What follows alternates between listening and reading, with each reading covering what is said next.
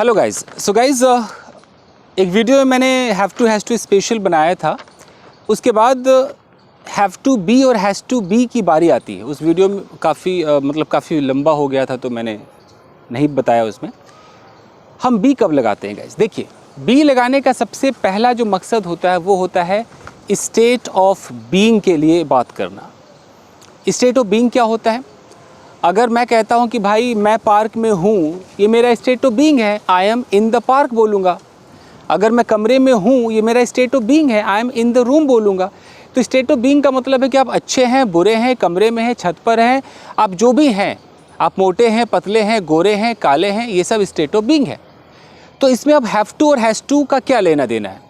ठीक है, have to का मतलब होता है कि मैंडेटरी है, ऑब्लिगेटरी है, करना है तो करना है। हैज़ टू का मतलब है करना है तो करना है। तो अगर मैं इसमें बी लगा दूँ, यानी कि अगर मैं कहता हूँ कि you have to be at the bus stop, तो मैं स्टेट ऑफ बीइंग के साथ हैव टू का इस्तेमाल कर रहा हूँ। Have two plus state of being, तो मुझे बी लगाना पड़ेगा। यू हैव टू बी, इस बी के बाद मैं क्या बोलूँगा? बी के बाद मैं वो चीज़ बताऊँगा, अच्छा, बुरा, खराब, बस स्टॉप, घर, आंगन, छत, पेड़, ये दिखाना पड़ेगा।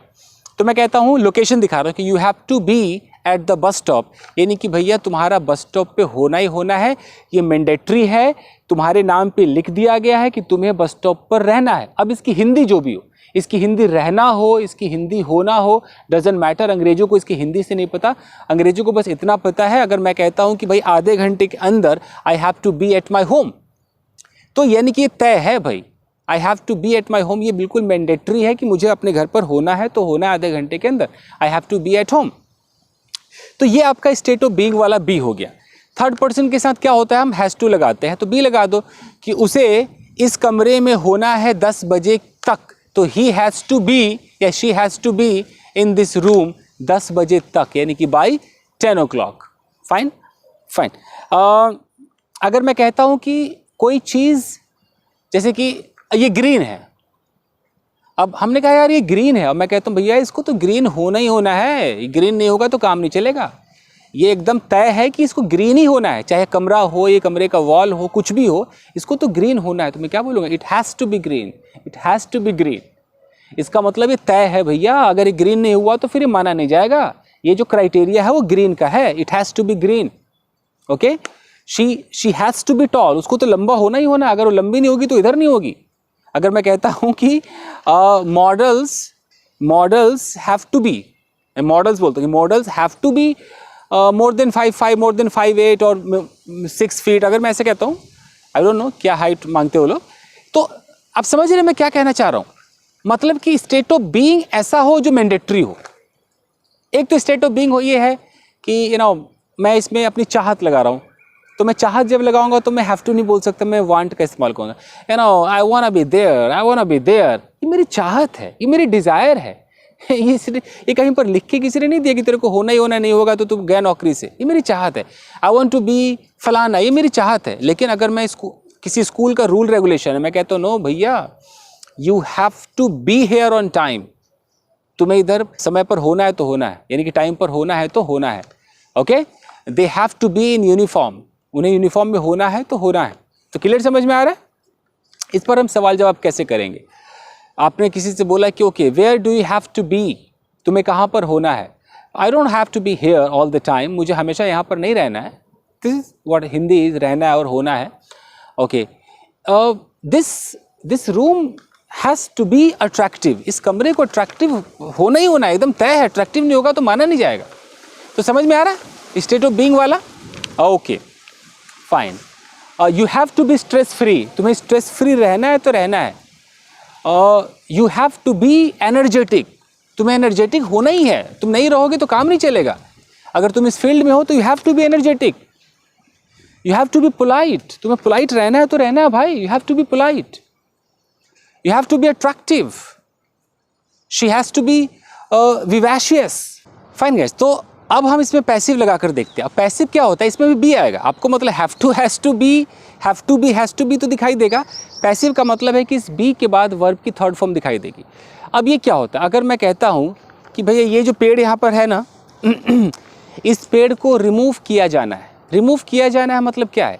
यानी कि तय हो गया है, कहीं पर ये प्लानिंग बन गई है और किसी को ये बोल दिया गया है कि भाई ये तेरी ड्यूटी है कि तुझे इस पेड़ को यहाँ से हटा देना है, इसको यहाँ से रिमूव कर देना है। ओके, तो अगर मैं नाम लेता हूँ कि भाई सोनू नाम का लड़का है और सोनू को इस पेड़ को रिमूव करना है, तो मैं सोनू हैज़ टू बोलूँगा कि Sonu has to remove this tree from here. लेकिन मुझे सोनू का नाम नहीं लेना है, मुझे बस इतना काम दिखाना है, मुझे डूअर नहीं दिखाना, मुझे बस रिसीवर दिखाना है। अब ये पेड़ है, ये पेड़ रिमूव किए जाने को है। अब इसकी हिंदी ऐसी होती है, मुझे हिंदी से मतलब नहीं, मुझे मतलब है कि ये पेड़ है और ये तय हुआ है कि इसको रिमूव करना है। तो मैं क्या बोलूँगा, दिस ट्री, मैं इसका नाम लूँगा दिस ट्री, सिंगुलर है, हैज़ टू लगा दो, दिस ट्री हैज़ टू, अब बी लगा के थर्ड फॉर्म लगाओ, this tree has to be removed from here, this tree has to be cut down, इस पेड़ को काटा जाना है। समझ में आ रहा है? ये होता है पैसिव वाला जो हम बी लगाते हैं। अगर मैं कहता हूँ कि यहाँ पर सामने एक लड़का है, मैं कहता हूँ कि भैया ये लड़का आज मतलब इसको पिटना है, यानी कि कोई आएगा इसको पीट कर जाएगा, एकदम तय तमन्ना है, तो मैं क्या बोलूँगा, this boy has to be beaten. This boy has to be beaten का मतलब है कि इस लड़के का मार खाना एकदम तय है, तय तमन्ना है। अगर मैं कहता हूँ कि रामू आएगा और इसको मारेगा, रामू को ड्यूटी मिली है मारने का, तो मैं क्या बोलूँगा, Ramu has to beat this boy, Ramu has to beat this boy, लेकिन this boy has to be beaten. अब चाहो तो बाई रामू लगाओगे तो शायद बाई सुन के आपको तसल्ली मिलती है कि पैसिव है। अब घर में हो और क्या क्या करना है, मान लो कि कमरे का पेंट होना है, एकदम तय हो गया, तो अब कैसे बोलोगे? आप घर में हो, कैसे बोलोगे? कोई आपके घर आता है तो कहते हैं लाइक या nice, this room is beautiful but can you see this wall has to be painted, this wall has to be painted, यानी कि जो वॉल है इसको पेंट किया जाना है। Okay, can you see this clothes, oh my God this clothes have to be washed, ये जो कपड़े हैं ना इसको भैया वॉश करना है, वॉश किया जाना है। ये जो आप ये पत्ते देख रहे हो, सारे पत्तों को ना यहाँ से प्लग करना है, this all the leaves have to be plugged off, इनको प्लग करना है। तो समझ में आ रहा है? हैव टू, हैज़ टू के दो इस्तेमाल आपने देखे, स्टेट ऑफ बीइंग वाला देख लिया और आपने पैसिव वाला देख लिया। क्या हम इसमें आईएनजी लगाकर देखें? एक बार ट्राई मारते हैं, क्या हम बी में आईएनजी लगाएं, क्योंकि बी तो हमें हक देता है आईएनजी लगाने का। अगर मैं ऐसे बोलूं कि he has to be studying, he has to be studying, इसका क्या मतलब हो जाएगा?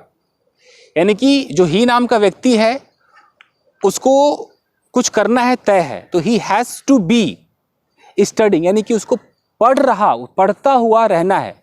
यू हैव टू बी, जैसे मैं किसी को कहता हूँ कि no you just do one thing, you have to be talking, suddenly that person will come and he will catch your collar. So you have to be talking, have to be talking का मतलब तुम्हें उस talking अवस्था में रहना है। Talking मतलब continuity है, टॉकिंग एक कंटिन्यूटी है, एक बातें कर रहा होना है तुम्हें। You have to be talking, you have to be dancing, तुम्हें डांसिंग में रहना है। You have to be dancing, तुम्हें डांस कर रहा होना है। इसकी हिंदी में ना जाए, कहने का मतलब है कि एक लड़का है, मैं कह रहा हूँ कि देख भाई अभी ना तुझे बिल्कुल डांस वाले फॉर्म में रहना है, तू डांस वांस कर रहा है, you have to be dancing. अचानक वो आएगा और ये करेगा, तो उसको समझ में आ रहा है? हम आईएनजी लगाएंगे तो उसका मतलब क्या हो जाएगा? Okay, you have to be cooking, you have to be cooking, यानी कि तुम्हें कुकिंग कर रहा होना है। जैसे you have to be in the kitchen, तुम्हें किचन में होना है तो होना है, तय है, तो you have to be cooking in the kitchen, तुम्हें किचन में खाना पका रहा होना है। You have to be talking in the park, यानी कि तुम्हें पार्क में बात कर रहा होना है। You don't have to be walking here, you have to be sitting, तुम्हें बैठ रहा होना। बड़ा टफ है ये, लोग लगाते नहीं ज़्यादा, बट अगर कभी आप सुन लोगे तो इसका यही मतलब होता है कि अगर हैज़ टू, हैव टू में बी के साथ आईएनजी लगा हो तो इसका क्या मतलब होता है। Okay, you don't have to be talking all the time, तुम्हें हर बार ऐसे बात ही नहीं कर रहा होना है, यानी कि हर बार ऐसा नहीं होना चाहिए तुम बात कर रहे हो। जैसे you don't have to be angry all the time, हम बी के बाद एंग्री लगा रहे हैं ना, उसी तरीके से हम बी के बाद कोई जेरेंड लगा देंगे आईएनजी वाला, समझ रहे?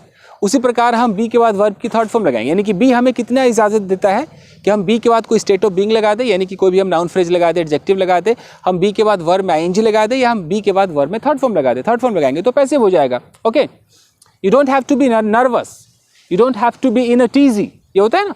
उसी तरीके से you don't have to be crying all the time, okay, and you don't have to be laughing all the time. You don't have to be shy, तुम्हें शाई नहीं रहना, ऐसा होता है ना, तो उसमें आईएनजी लगा दो, तो आईएनजी वाला क्या होगा? You don't have to be criticising others all the time, तुम्हें बार बार किसी को क्रिटिसाइज नहीं करते रहना है, okay. You don't have to be complaining all the time, तुम्हें बार बार कंप्लेन नहीं करते रहना है। तो ये होता है गाइस। तो मुझे लगता है कि मैंने क्लियर कर दिया। अब इसमें सवाल जवाब क्या होगा, वही डू डज आ जाएगा कि do you have to be there, does she have to be here, does she have to be in the kitchen, do you have to be in the kitchen, does she have to be laughing, does she have to be crying, ये आप use कर सकते हो। I don't have to be, she doesn't have to be. Clear है? तो चलिए guys, so I have to be at my home after some time. So thank you very much for watching this video. See you in another episode. Thank you guys. Thank you.